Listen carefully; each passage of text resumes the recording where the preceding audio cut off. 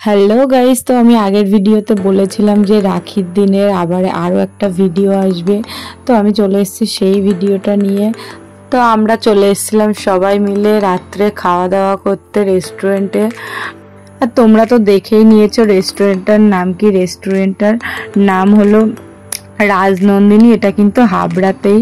আর এই রেস্টুরেন্টের খাবারও কিন্তু অনেক খেতে ভালো হয়। ভিতরে ঢুকে গেছি আর ভিতরটা এত সুন্দর ডেকোরেশন করা, কি বলবো, খুব সুন্দর ডেকোরেশন করা।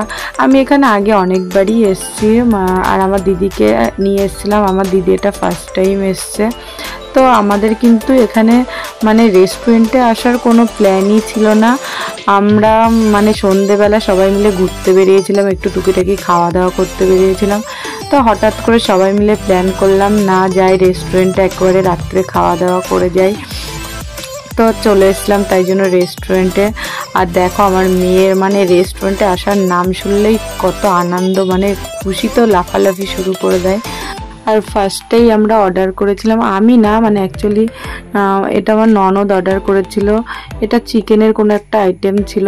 তো দেখো আমি পেয়েই কেমনভাবে খাওয়া শুরু করে দিয়েছি, মনে হচ্ছে কতদিন কিছু খাইনি, এমনভাবে খাচ্ছিলাম। তো যাই হোক, এখানে সবাই খাওয়া দাওয়া শুরু করে দিয়েছে। আর আমার মেয়ে তো এইসব পেলে আমার মেয়ের আর কিছু চায় না। তো তারপরে অর্ডার করেছিল মিক্স ফ্রাইড রাইস, চিকেন কষা, চিলি চিকেন, বিরিয়ানিও অর্ডার করেছিল। বাট বিরিয়ানিটা পাইনি, বিরিয়ানিটা ছিল না। আমরা অনেক রাত্রে এসেছিলাম। আমরা এসছি তখন 11:30 বাজে আমরা যখন রেস্টুরেন্টে এসছি। তো তাই জন্য অনেক রাত হয়ে গেছিলো বলে বিরিয়ানিটা আর পাইনি। তো তারপরে দেখো এখানে সবাই মিলে খাওয়া দাওয়া শুরু করে দিয়েছি। তোমরা তো সবাই দেখেছো যে রেস্টুরেন্টে সবাই চামচ দিয়ে খায়, আর আমি কিন্তু একদমই চামচ দিয়ে খেতে পারি না, তাই জন্য আমি হাত দিয়েই খেয়ে নিচ্ছিলাম।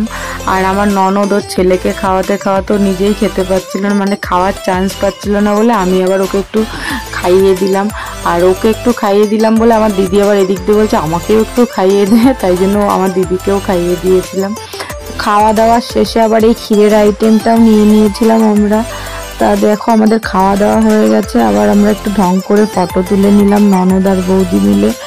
আর তারপর দেখো আমাদের খাওয়া দাওয়া সব কমপ্লিট হয়ে গেছে বলে আমরা এখানে, এই যে আমার বরমশাই আবার মুখ ভালো করে মুছে নিচ্ছে। আর এই একজন যে বসলে 1 ঘন্টা লাগে তার উঠতে।